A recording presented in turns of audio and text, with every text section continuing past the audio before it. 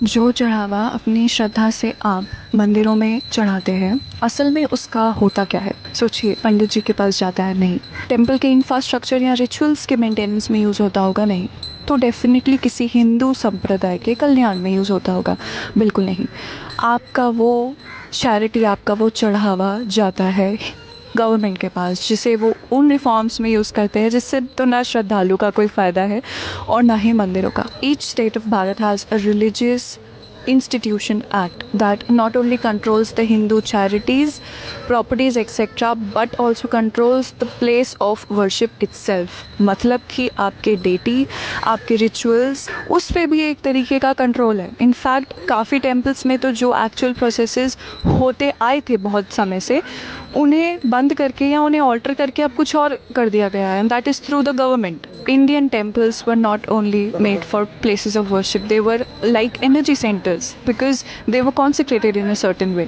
तो अगर आप वहाँ पे जाके बैठते हैं और ध्यान करते हैं, that is one way of it। If you go there and worship, that is one way of it। If you go there for a particular ritual, that is one way of a temple से, क्योंकि the deity there was maintained in a certain way और उन लोगों से जो उस प्रक्रिया को बहुत सालों से एक सही तरीके से कर, अब वो सब नहीं हो रहा। अब वो कौन कर रहा है? वो लोग कर रहे हैं जिन्हें उसके बारे में नहीं पता, जिसे उसके बारे में साइंस नहीं पता, उसके रिचुअल्स के प्रोसेस नहीं पता, but they are appointed by the government with a very minimal salary to just keep that place working and not alive and not functional, just work. इस कंट्रोल से फ्रीडम मांगना ही है फ्री टेम्पल मूवमेंट, जिसके बारे में सदगुरु ने बहुत टाइम से बोला है और अभी रिसेंटली भी बोला है। Because the funniest thing is कि इस्लामिक लॉस के हिसाब से ये जो भी फंड्स हैं जो मॉस्क में चढ़ता है, that can only B use for Islamic charities, और क्रिश्चियनिटी में तो ऐसा कोई लॉ है ही नहीं। Isn't it very funny actually? हम अपने एंड पे क्या कर सकते हैं? सबसे पहला स्टेप है जागरूकता।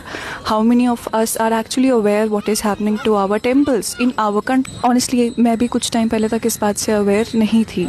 Awareness is the most important thing. जागरूकता। आप अवेयर हैं? आपके आसपास के जितने लोगों को आप जानते हैं, क्या वो अवेयर है? Then there are certain things that we can take. I will see you in the next video. नमस्कार।